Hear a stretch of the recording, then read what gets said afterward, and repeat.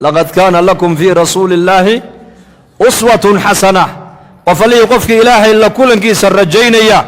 آخرين كوحس سابتمية عدة نلش على معلم هذا قد يجينا سوى نبي محمد عليه الصلاة والسلام هذه نبي محمد عد إسقى أنا نهين أتقضيتها نلش هذه قد كردي أجو مدينة المنور نبي يمدي وعارك يهودي مدينة مدينة كلنا وليد وعاشوراء صوميسا مرقاب النبي كوير مالك كان يصوميان ومحي ومالك إلهي النبي موسى عليه السلام وبد باديي فرعون لقاها لاقي ويان مرقاب موسى أيا صومي شكرا لربه بو صومي ربني إسرائيل وعبادته دويان ويصومان مرقاب النبي صحابة دي سيكويري أنا كان نبي موسى وقا حق له صوم أبو رسول كويري وطبعا عاشوراء ويان مرقاب صحابة أي صومين ayuu nabigu yiri kal dambe hadii ilaahay i gaarsiiyana taasuuca sagaalaadka ayaan ku darayaa oo maxaan ugu darayaa sagaalaadka yahuuda ayaan khilaafaya weeyaan xaqi cibaadada ayuu nabigu yahuuda ku khilaafay maanta mujtamaca muslimiinta badana adduunyada ku noolna iska daa cibaade bal dhaqankiiba maanta ay ku dayanayaan maqduubi calayhim iyo wala dallin bay ku dayanayaan salaada marka tukanaysidna ayuhal muslim waxaad leedahay ilaahu aniga dariiqa waxaad marinaysaa kuwii dushooda aad u nicmaysa dariiqooga imari kuwii loo nicmeeyey waa dadkii ilaahay doortay al-anbiya calayhim assalaam was-siddiiqiina wash-shuhadaa was-saalixiin ee ilaahu dadkaad u cadhootay iyo kuwii baadiyoobee dariiqa xagga ka leexday ilaahu jidkooga aniga hay marin baad ku ducaysanaysaa laakiin mujtamaca muslimiinta maanta dhaqankooga eeg xagga salaada markay noqoto cibaado markay noqotona masaajidka dhexdeeda markaan sunno ama salaad farada tukanayno waxaan ku qowlaynaa ilaahu dariiqa mustaqiimka imari dariiqii aad addoomaha aad ugu nicmaysay aad marisay imari akhlaaq markay noqoto iyo dhaqanna maanta mujtamaceenna waxay ku dayanayaan dadkii ilaahay u cadhooday iyo dadkii baadiyoobay baan dhaqankooga maanta aan qaadanaynaa nabi maxamed calayhi salaatu wasalaam wuxuu khilaafay cibaadadii buu ku khilaafay cibaadadii innaguna maanta mujtamaca muslimka meeshay doonaanba ha joogaane caadadii bay maanta kaga dayanayaan yahuud iyo nasaara marka muslim ayuha almuslim ciddaad ku dayanaysaa waa nebi maxamed calayhi salaatu wasalaam low kaana muusa xayan lamaa wasacahu ila itibaaci baa nebigu yidhi haddii nebi muuse adduunyada maanta uu joogi lahaa shareecadda isaga loo soo dhiibay ma raaceene tayada uunbuu raaci lahaa buu rasuulku yidhi laanna miithaaq baa ilaahay ka qaaday ambiyada dhammaan jamiica alambiya nebi kastoo la soo diray risaalad marka loo soo dhiibaayo waxaa ballan laga qaaday adoo risaaladaa haysta haddii nebi maxamed adduunka uu yimaado inaad isaga rumaynood raaci ballan ii qaad baa ilaahay yidhi markaasaa nebi walba ilaahay hortii uu ka marqaaday uu ka markhaati kacay haddii isagoo adduunka jooga nebi maxamed uu yimaaduu shareecadda la yimaado islaamka inuu nebi walba nebi maxamed raacayo waa ballan nebi walba ilaahay uu la galo ka qaaday weeyaan nebiyadii ay ballan qaadeen inay raacayaan ay ilaahay hortii ka ballan qaadeen inay ku dayanayaan ayaa inakana ilaahay nooga dhiga imaam ilaahay nooga dhiga qudwo inaan ku dayanno falidaalika natacallam waa inaan barannaa noloshii nebigeenna calayhi salaatu wassalaam dulqaadkiisu sidee buu ahaa sidee nebigeennu ummadda ugu dulqaadanayey xagga diraasadda markay noqoto tacliinta masaajidkiisiibuu nin acraabiya cawradiisii intuu la soo baxay buu ku kaadiyey saxaabadu ninkii way ku yaaceen walaakiin nebigu waa ka riday calayhi salaatu wasalaam wuxuu yidhi dacuuhu war daaya buu yidhi war daaya kaadida ha ku kala joojinina buu yidhi daaya halkuu ku kaadiyey ordo ninkuu biyo ka badan ka shuba buu nebigu yidhi ku shuba masaajidkuna bataax buu iska ahaa jagac isagii buu nebigu u yeedhay ninkii aadaabtii maskiidku u sheegay iyo kiina uu tilmaamo wuxuu ku yidhi ordoo meeshuu ku kaadiyey biyo ka badan ku shuba fa innamaa bucidtum muyasiriina walam tubcathuu mucasiriin buu nebigu yidhi inaad ummadda xaqa u dhibrisaan baa laynii keenee inaad ummadda xaqa aad ku adkaysaan markaad u gudbinaysaan adduunyada layniima keenin buu rasuulku yidhi isagiina uu yeedho wuxuu sheegay masaajidku ahamiyadda uu leeyahay waa meel loo dhisay ilaahay in lagu caabudo in salaadda lagu tukado in qur-aanka lagu akhristo in diinta lagu barto markaasuu u sheeguu yidhi waa masaajid aqalkan ilaahay baa iska leh وميل طاهرة ويان لأن مركز صحابي النبي أمان جري مركي دمبه معلم بوها كيفية داس النبي مضى وحبراي صلى الله عليه وسلم خطبة ما برقصة خطبة دينيا لأن عربية استحتاج دحدي أويري رجل غريب بانهي جاء يسأل عن دينه لا يدري ما دينه نين غريب أيانه دين الإسلام كعصب وأيمد دين الإسلام كإنه وحكا ويديو خطبة النبي خطبة الجمعة انتو النبي جوجيي أيو كدا دعونك هل كيبو وقلتكي كرسي بالله طبق هذا النبي عليه الصلاة والسلام مسألة اللي مسألة درب إنه النبي ويديي مركو ويديي وقدام ما يستري أيو النبي صون نقدو خطبة دي النبي قدام ما يستري ومعلم هذا المعلم تهينا مثل كاقوى النبي محمد عليه الصلاة والسلام مثل الأعلى عدة قد ينسوا النبي محمد عليه الصلاة والسلام حداد قائد أمداد آتهينا وفير صدقات النبي محمد عليه الصلاة والسلام نرير باديو أعرابية أي النبي جنو صحابة دي سهريرها كالسعدان قدال انتو كجي مدي أيو عمامد النبي قوي النبي هنقولي كقبتي مرقاس وليبا هذا الأذى كويري حولها إلهي أكت هذا أردقي أدقنا ملهد أووغا عبد المطلب نملي نصيبه كيري انتو النبي قصليبه كيري سيئ بودا بقولها لا دو قيل أيساقين اللي سيئ حاكم هذا عد كنت أمد تلدي دا آد هيسن أما مقالة حكم أما وطن حكم أما تولو حكم أما تلرر هي عدك آد كنت ديني سوى نبي محمد ومثل الأعلى دينع والبا وحاو نبي بشريات دوية هي مثالك أسرية لقود دينا إن آد كنت بالليبان تمو ياني كنت بخسار ميسيد أبدا أبدا لماذا؟ لأن إلهي بايدي وإن تطيعوه تهتدوا هذا النبي محمد آذر عذان وتكون يتان وأذهن انتين با إلهي تبارك وتعالى صحابة ننكا إني قعن أولا تقان بيكو هميين ولكن النبي قول دولة عديي انتو قصلي صحابة عرضي بكبا بإنيا مركب النبي قول ساين تو يقبو قصلو وحو يدي وروحوا دون السيبو النبي قول كحيو بيت المال كجيو سيبو يدي غنيمة دي قال هذا لقى سوق هذا النبي قول صدا وقيبيني كان انتاسية كان انتاسية كان انتاسية إن عربي ورير بادية أيا صحابة استحتاجوا قيليو يدي والله قيبت الله قيبيي لقوا منع عدالة فلن إلهي درتنا اللهم بحبه يدي هذا القاعدة اللي يقول لي هيوايو والنبي الله محمد عليه الصلاة والسلام قالوا فرسو دلقات النبي قال إياك سيدو النبي قال مدى اسكو قوة إياك قسمدا لقيبي لقوا مع عدالة سمين إلهي درتين اللوغة مجيدو هذا الكانين قال يقول لي ماها شخص كلا والنبي محمد مرقى عبد الله بن مسعود رضي الله عنه أيا مغلاي مرقى النبي أوتق عليه الصلاة والسلام مرقى النبي أوشاقي مرقى وجه النبي أيا مركيب الدور صبوس بدلي مرقى النبي يري هذا إلهي نبي محمد عدالة حقه ذا كيما أيا كلو عدالة سنين النبي يري سو قبتوا أنك حيد النبي مؤرن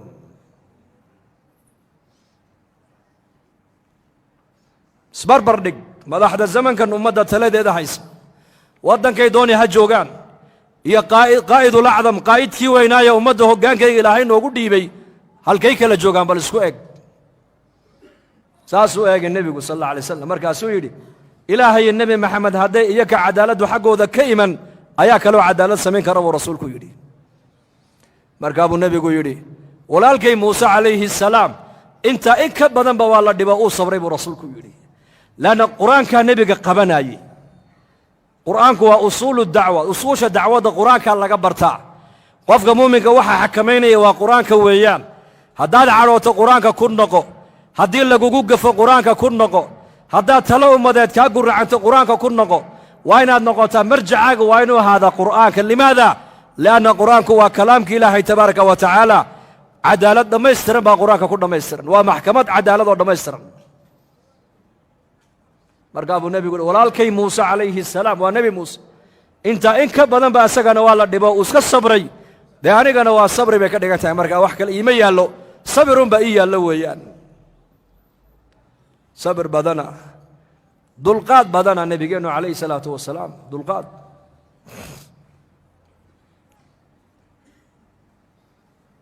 mas-uul isagoo ummad taladeeda haya ka daciifka ka qawiga ka ilaahay adeecaya ka cibaadadiisu naaqis ka tahay ka xaqa ilaahay ilaalinaya ka xaqa bini aadanka weli aan dhammaystirin ka akhlaaqda wanaagsanne ka akhlaaqdiisu ay liidato ka diinta ku fiican ka diinta weli ku dhaqankayga ku fiicnayn intaba nebigeennu calayhi salaatu wasalaam ummaddiisa uu isku waday ra'iisu lmunaafiqiin cabdullaahi bnu ubaya bnu salool inankiisii baa nebigeenna u yimid calayhi salaatu wasalaam markii laga soo noqday ghaswat alaxzaab markaasuu yidhi yaa rasuula allah aabbahay munaafiqnimadiisii caddaatay waxaan ka baqayaa aabbahay nin muslima intuu dilo ninkaa muslimka ee saxaabiga aabbahay dilay inay anigana gacan igaga siibato sidaan naar ku galaan ka baqayaa aabbahay kurkiisa anigaa soo goynoo kuu keeniye igu fasax buu ka yidhi aabbihiina waa ra'iisulmunaafiqiin weeyaan markaa buu nebigu yidhi may kugu fasaxi maayo buu ka yidhi waayo la odhan maayo saxaabi baa munaafiq dila la odhan maayo lagu sheekayn maaye waxaa lagu sheekayn saxaabadii muxamed baa islaynayso kurka iska jaraysa adigana waa aabbaha suxbaddiisa wanaaji buu ka yidhi u samafal annagana sharkiisa ilaahay baa naga kaafin doona buu rasuulku ku yidhi muddo yar kadib ninkaa uu dhiman doonaa ra'iisulmunaafiqiin dadna markuu dhinto saxaabigii uu dhalay baa nebiga u iman doona wiilkiisa cabdullaahi baa iman doona oo nebiga ku odhan doona iigu tuko markaa cumar bnu khadaab baa ku odhan doona yaa rasuulallah munaafiqa ha ku tukane daac ila salaata aljanaasaha qofka lagu tukanayo waa ducayn qofka loo ducaynaya weeyaan markaa buu nebigu ku yidhi cumar waan ku tukanaya iska daa buu ka yidhi markaa buu yidhi yaa rasuula allah ma ninka munaafiqnimadiisu ay caddahay qur-aankuna uu fadeexadeeyey maad ku tukanaysaa markaa buu yidhi yaa cumar aniga khiyaar baa ilaahay i siiyo waa kii yidhi istakfir lahum aw laa tastakfir lahum in tastakfir lahum 70 maratan falan yakfir allaahu lahum khiyaar baa ilaahay aniga i siiyo waa ka ilaahay igu leh haddaad doonta u dembi dhaaf dalab oo u duceey weeyaan haddaad doontana haba u ducayn haddaad kuwaa 70 jeer ilaahay aad dembi dhaaf u weyddiisana loo dembi dhaafi maayo baa laygu yidhiye khiyaar baa laysiiyo khiyaarkaa horreeye han ku tukadee cumarow iska kaydaa buu nebigu ku yidhi nebigu waa og yahay ninkaa salaadda nebi maxamed uu ku tukanayo inaysan waxba u taraynin waa og yahay laakiin nebigu ayuu ilaalinayaa wiilkiisa saxaabiga ee jaliilka ee dharaariya habeen nebiga ag taagan ee diinta islaamka difaaceega dhiiggiisa ula diyaara inuu ku bixiyo kaabuu nebigu qalbigiisa dhowrayaa markaa nebigu ummaddiisa uu isku wadaa uu ha ku tukaday nebigu calayhi salaatu wasalaam haddana markaasuu yidhi yaa rasuula allah qabrigiisana noo raaco balkaalayo haddana halkaana nala dul joogso lacalla laga yaabaa duljooggaagaa ilaahay inuugu naxariista aabbahaye markaasuu raacay rasuulku cumar binu khadaab baa nebiga gacanta hor dhigoo yidhi yaa rasuula allah nimanka munaafiqiinta qabuurooga ha tegina ka joog haddaba markaa buu nebigu gacantii cumar iska qaado wuxuu yidhi cumarow khiyaar baa aniga ilaahay i siiyee khiyaarka ha iga qaadine iska kaydaa buu nebigu ka yidhi cumarow uu tegey qabrigiina nebigu waa kor taagay waa u duceeyey uu ka soo noqday soo noqodku soo noqdaa nebiga qur-aanka ku soo degaaya oo la leeyahay walaa tusalli calaa axadin minhum maata abadan walaa taqum calaa qabrihi innahum kafaruu billaahi wa birasuulihi wamaatuu wahum faasiquuna baa lagu yidhi maanta wixii ka dambaysa baa nebiga lagu yidhi kuwaa munaafiqiinta salaadna kuma tukan kartid oo uma ducayn kartid qabuurtoodana haskor taagin baa nebiga lagu yidhi aayaadka qur'aankee soo degay iyo waxaa iswaafaqay tala bixintii cumar binu khadaab uu soo jeediyey maalinka intii ka dambaysay baa la yidhi cumar binu khadaab marka talada uu nebigu saxaabada uu shuurada uu tala gelinayo talada cumar binu khadaab uu dhiibtaa nebigu si gaaruu iskaga eegi jiray baa la yidhi limaada imaam suyuuطi raximahullah kitaabu taariikh alkhulafaa wuxuu ku sheegay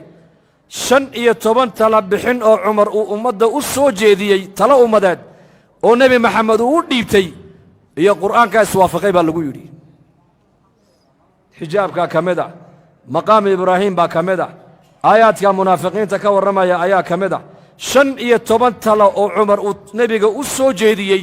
iyo qur-aankaas waafaqay baa la yidhi intaa intay ka dambaysa hadduu cumar talo dhiibto nebigu talada cumar si gaaruu isha ugu hayn jiray baa la yidhi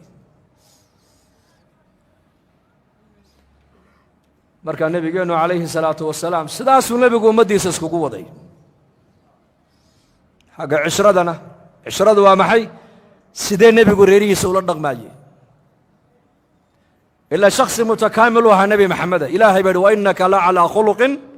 cadiim jaanib keliya kuma sifoobin xagga cibaadada waa maal xagga akhlaaqda waa maal xagga maamulka waa maal xagga shujaacadda waa maal xagga naxariista waa maal xagga tarbiyadda awlaadda waa maal xagga maaragtaanee deeqsinimada waa maal xagga zuhdiga waa maal xagga mucaasharada reeraha siduu loola dhaqmo waa maal maal waa maxay waa tusaale caaisha radia allaahu canha waa la weydiiyey aqalladiisa nebigu markuu joogo muxuu qaban jiray noo sheeg baa lagu yidhi markaasay tidhi umma almu'miniin caaisha radia allaahu canha waxay tidhi aqalka markuu nebigu joogo wuxuu qaban jiray maynii sheegaa kabta isaga ka gooday buu nebigu iska tolan jiray marada ka daldalaacantayna nebigu uu karkaran jiray neefkiisana uu maalan jiray aqalka dhexdeeda adeeg waxaan u baahanayna nebigu waa noo qaban jiray tidhi isagaa noo adeegi jiray adeeg laakiin salaadda hadday gaadho nebigu salaadduu u baxaya calayhi salaatu wassalaam xuquuqda eheladiisa uu ilaalin jiray bal isagaa inoo sheegoo yidhi nafaqada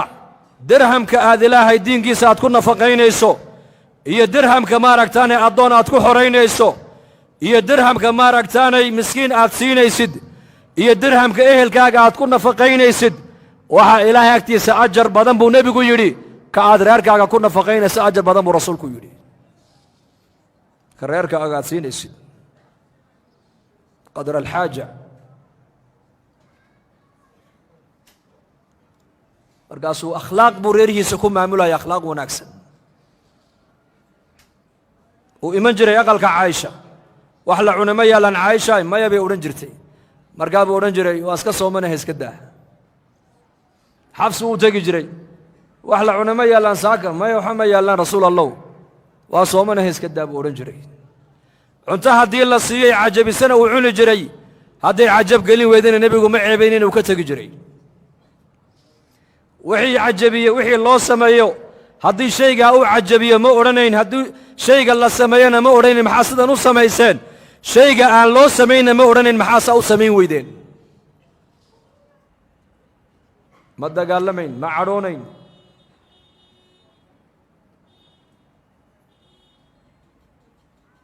hal mar bay dumarkiisu nebiga ay intay isku yimaadeen yidhaahdeen muu nebigu biilna siiyo masaariif waatan dowladda islaamku dhaqaalo yeelatee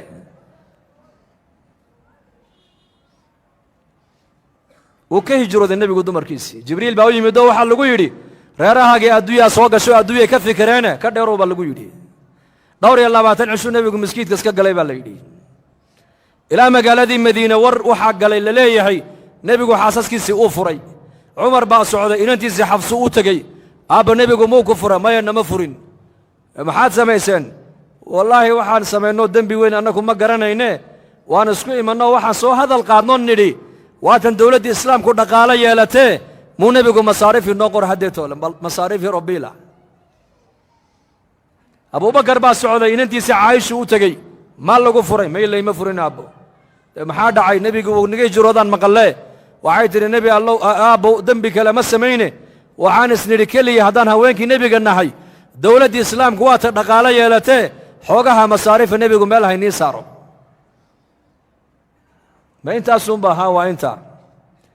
deedna markaasaa nebiga aayadahan ku yaalla suurat alaxzaab aayaatu takhyiir ee kala doorashada ee la leeyahay nebi maxamed ilaahay iyo rasuulkiisa iyo daarta aakhiro dhinaca iyo adduunyadiiyo ziinadeeda oo dhinaca kala doorta aayadaha ka warramaya kala doorashada kala doorbidashada ayaa marka nebigeenna ku soo degay calayhi salaatu wasalaam waxau nebigu ka bilaabay xaasaskiisa tii ugu jeclaa buu nebigu ka bilaabay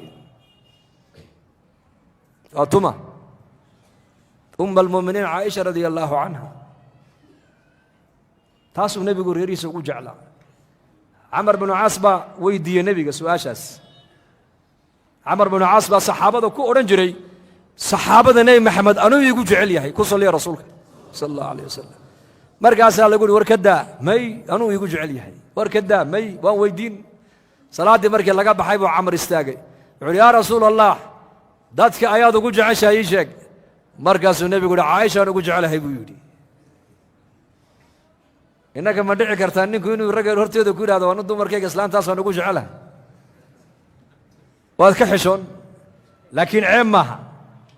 nebigu uu sheegay mujtamacuu ka hor sheego wuxuu yidhi dadka waxaan ugu jecelahay caaisha markaasuu yidhi maya dumarkaaga maaha ragga markaasuu yidhi aabbaheed waa kuma abubakar markaasuu haddana markaasuu yidhi cumar marka camar binu caas saxaabadiiba eego waan iska aamusay buu yidhi maxaad u aamustaa lagu yidhi wuxuu yidhi waxaan ka baqay inuu nebigu iga dhiga koogu dambeeyo buu yidhi marka aamuskaa la ii qaatay buu yidhi uu iska aamusay marka camar lidaalika nebigu caaishu xaasaskiisa ugu jeclaa mas'aladdaana kala doorashada nebigu waxau ka bilaabay cidduu xaasaskiisa ugu jeclaa wuxuu yidhi caaisha soo fadhiiso aayadahan qur-aankaa dusheeda ku soo degay waa kala doorbidasho ilaahay iyo rasuulkiisa iyo jannada oo dhinaca kalena adduunyadiiyo zinadeeda oo dhinaca labadaa kala dooro weliba inan yar baa tee go'aan qaadashada ha ku degdegine tale haddaan ka bixiyana waxaa ila quman inaad aabbaha abibakar iyo hooyada aad la soo tashato markaabay caaisha tidhi ma ilaahay iyo rasuulkiisa iyo jannada ayaan aabbaha iyo hooyaday ka talagelin may ka talagelin maaya bay ku tidhee ilaahay iyo rasuulkiisa iyo aakhirada ayaan doortay maanta intay ka dambaysana adduunya dambe kugu hadal qaadi maaya bay ku tidhi markaa buu nebigu farxay calayhi salaatu wasalaam markaasay ku tidhi nebi allow sida aniga aad ii weyddiisay soo xaasaskaagana u weyddiin maysid markaa buu yidhi haa iyakana waa ku socdaa adaa kaa bilaabay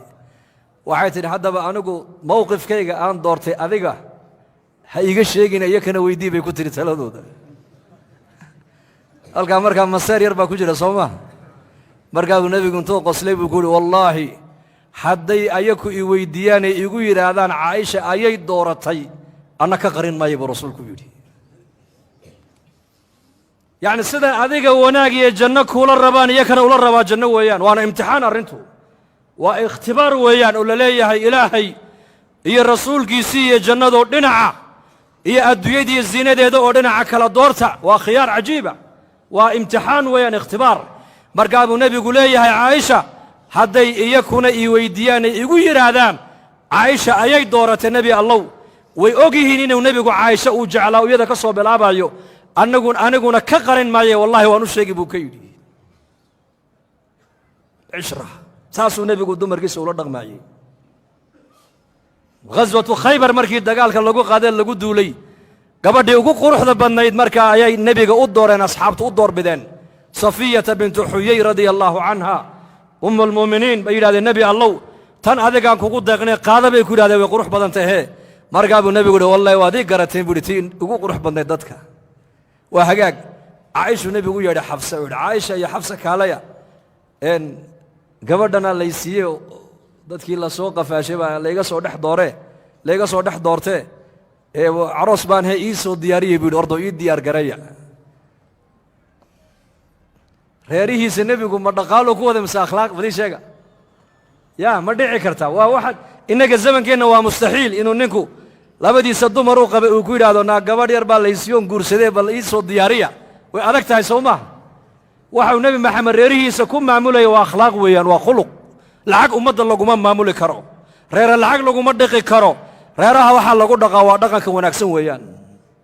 lidaalika nebi maxamed sal alla alay slam maalu laclaa buu dhinac walba ahaa way qaadeen habeenkii bay u diyaariyeen salaaddii cishaay markay gaadhaa saxaabadu nebiga soo gelbiyeen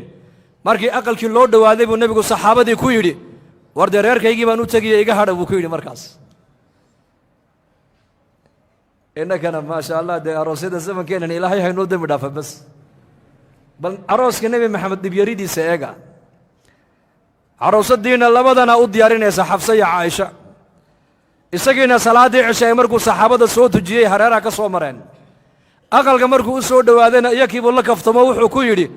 war dee caroos baanee reerkaygii baan u tegiyey dee maxaad iga daba qabanaysaa niga hadha buu yidhi deedna markaasay qoslayna xishooda inay ka hadheen caaisha iyo xabsaa ka soo baxay marka aqalkii markii nebiga maqlay inuu soo socdo markaasuu yidhi haye bal warrama maxaad aragteen caaishaa tidhi dee maxaan aragnay yahuudiyad baan aragnay oroda u teg bay ku yidhahdeen way qurux badnayd baa la yidhi way ka wada qurux badnayd marka weliba xabsaa hadalla adag ku sii hadashay markaa buu nebigu ka daba hadlo yidhi xabsa itaqi allaah ilaahay ka yaab ma cadhoon ma dagaalamin ma qaylyin bal siduu nebigu ula dhaqmay reerihiisa wuxuu yidhi xabsa caaisha gabadha waa muslimad way islaamtay ilaahay ka baqa markaasay leeyihin waa yahuudiyadeeda u teg bay ku yidhahdeen markaa buu nebigu u soo galay calayhi salaatu wasalaam maalmihii carooska ahaa maalintiina saxaabadu nebigu la joogaa dumarkaa markaa u yimaado markaa gabadha way u weheliyaan oo waa u sheekeeyaan maalin maalmaha ka mida buu nebigu u soo galay safiya iyadoo ooyeysa markaa buu nebigu ku yidhi safiya maxaad la ooyeysaa ii sheeg waxay tidhi yaa rasuul allah dumarkaaga qaarkood dhib bay igu hayaan aniga waa teeyetee caaisha iyo xabsa oo maxay leeyihiin dee waxay igu yidhahdeen mar walba yahuudiyad baa tahay dee markaa buu nebigu ku yidhi ayakuna maxay leeyihiin dee annaguna gabdha carab baan nahay carabiyaad baan nahay annagu adiguna yahuudiyad baa tahay markaa buu nebigu ku yidhi dee adaa ka nasab fiicane haddii xagga nasabka la eege adiga aabbaha waa nebi nebi haaruun bay ku abtirsanaysay baa la yidhi aabbahaa waa nebi adeerkaa waa nebi ciise nebi muuse zawjkaagu waa nebi maxamed adaa ka laandheeraysan buu ka yidhi ee markay kuu yimaadaan iska celi saa ugu jawaab maalin dambuu nebigu yimid ee safiya bintu xuyay oo aad u faraxsan bal warran waxay tidhi maanta dumarkaagii taan ku dhigay waa la yaabay tidhi oo maxaad ku tidhi dee kelmadday igu odhan jireen bay iila yimaadeen yahuudiyad markaasaan ku idhi naa yahuudiyadda unbaad igu haysaane aniga aabbahay waa nebi haaruun calayhi salaam baan ku abtirsadaa adeerkayna waa nebiyullaahi muusa calayhi salaam waa kaliimullah odayguna waa nebi maxamed calayhi salaatu wasalaam bal middiinna intaasoo nebi kulansatay halkaas soo dhigaan ku idhay tidhi sheegaan ku idhay tidhi markaasay afka qabsadeenoo way iga yaaceen bay tidhi maanta halkaa un dee ka wad buu nebigu ku yidhi saa dumarka iskaga celi yani xayaat alcishra baleg nebigu siduu dumarkiisa u kala badbaadinayo eeg waan run waxuu nebigu ku hadlaayo qofka nasabkiisu wuxuu qiimo ku yeelanayaa ina akramakum cinda allaahi atqaakum haddii iyaka ay gabdho carbeed ay yihiin oo xabsana cumar u dhalay caaishana uu abubakar u dhalay adigana nebi haaruun baad ku abtirsataa adeerkaana waa nebi muuse waa kaliimullah haddii nebi maxameduu ni wada iyaka uu qabana dee adiguna nebi maxamed waa ku qabaa buu ka yidhi nebigu marka nebiyullaahi moxamed calayhi salaatu wasalaam isagaa inoo qudwa marka nebigeenna haddaan guul doonayno liibaan doonayno cizi doonayno sharaf doonayno waa inaan nebigeenna raacnaa hadba intay ummaddu dhaqankii nebi maxamed aan ka sii fogaanno waxaad ogaataa ilaahayna waa inaga fogaanayaayo ogow ghaswatu uxud ayaa darsi baa duruus baa ayaa ku duuban duruus ibna qayim aljawsi raximahullah fii zaad almacaad buu kaga warramay inta masaa'il uu ka soo saaray sheekhaasi fii ghaswati uxud hadday axkaam tahay hadday cibar ay tahay hadday taariikh tahay hadday siiro tahay hadday hadyi tahay ma malayn karaysid jamaacuu nebigu soo qaaday jamaaco jabalurumah buurta la yidhaha buu nebigu jamaacaddaa uu dhigay waxa uu nebigu kula dardaarmuu ku yidhi haddii aad guulaysannood aragtaan iyo haddii kaleba ininku halkaa ii jooga buu rasuulku ku yidhi judhii u horraysaba muslimiintu way guulaysteen waa la jebiyey gaaladii khaniimadii baa la guranayaa jamaacaddii nebigu buurta uu dhigay ee xagga dhabarjebinta uu nebigu u dhigay inay ka ilaaliyaan way kala jabeen markiiba qola waxay yidhaahdeen way guulaysteen muslimiintiiyo waa kuwa khaniimadii guranayee ina dhaadhiciya amiirkii jamaacaddu wuxuu yidhi may war ha degdegine nebiga ha khilaafine amar nebi baan meesha ku joognaaye halkaa jooga may dagaalkii dhammaa guushii muslimiinta ay raacdeenna dhaadhiciya may way kala jabeen jamaaca way dhaadhacday oo khaniimadii bay ka qayb galeen inay muslimiinta la gurtaan laakiin jamaaca buurtii bay ku hadhay jeyshkii maaragtaane fardaha khaalid ibn alwaliid oo maalinta aanan muslim aanan ahayn ciidankii uu watay ee fardoolayda ayaa dhabarjabin intay xagga dambe ku soo sameeyeen jamaacaddii buurta ku hadhay amarka nebi maxamed ku sugnaatay ilaahay waxa uu ku deeqay inay noqdaan wada shuhado maxay noqdeen shahaada ilaahay wada siiyey jamaacaddii nebiga amarkiisa jebisayna dhaawacii iyo ka keliya ma soo gaadhine bal muslimiintii oo dhan maalintaa dhaawacu waa gaadhay 70 saxaabada nebi maxamed ka mid ah ku shahiiday oo nebiyullaahi muxamed calayhi salaatu wasalaam baa maalintaa dhaawac la gaadhsiiyey sababtuna waa maxay waa jamaacadda buurta dul joogta iskhilaaftay weeyaan adduunye jacayl baa ilaahay ku sheegay meesha inuu yimiday cisyaan baa dhacay oo nebi maxamed amarkiisii haddii la jebiyey waxaad ogaataan gargaarkii waa rafacmaya lidaalika ibnu cabbaas radia allaahu canhuma ayaa odhan jiray laba nabadgelyaa ilaahay ummaddan siiyey labadaa nabadgelya mid ilaahay waa inaga qaatay waa nebigeenna moxamed calayhi salaatu wasalaam midna waa istikfaartii oo istikfaartiiba ummadda loo reebay wamaa kaana allaahu layucadibahum wa anta fiihim wamaa kaana allaahu mucadibahum wahum yastakfir